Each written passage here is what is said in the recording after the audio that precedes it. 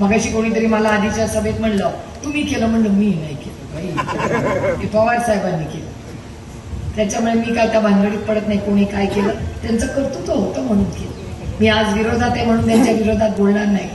अहो फार उपकार त्यांच्या वडिलांचे माझ्यावर आहेत आणि माझ्या आईला वाईट वाटेल जर मी चुकीचं भाषण केलं. त्या जगात कुणालाही दुखू शकते पण आई वडिलांना नाही दुखू शकते. त्यामुळे खरंच मनाला अस्वस्थता होते की काय असं झालं असेल, काय सगळे गेले, का पक्ष गेला, का चिन्ह गेलं. मग म्हणे पाण्यासाठी गेलं. ठीक आहे बाबा, गेला असेल पाण्यासाठी.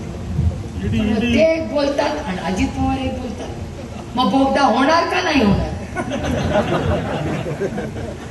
इसको तुम्ही जवाब देना पडेगा. इथे आता तुम्ही म्हणला की खोलीकरणासाठी तुम्हाला निधी पाहिजे सरकारकडून.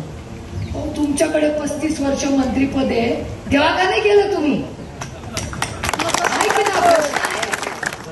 35 वर्ष तेवढं निकम तुमको जवाब देना पडेगा.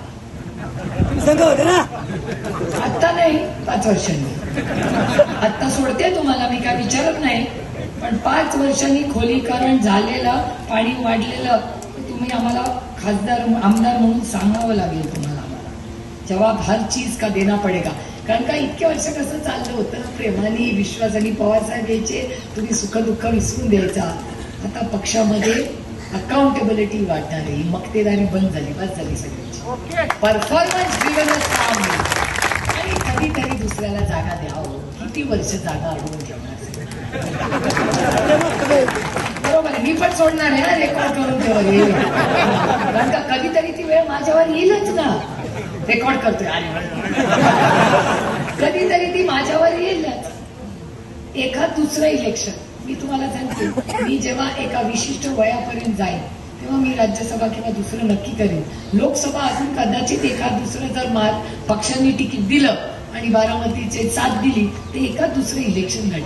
एकदा 65 वगैरे झालं की आपल्यासारख्या लोकांनी राज्यसभा असेल, MLC असेल, दुसरं काहीतरी पद घ्यावी, या नवीन पिढीला संधी द्यावी.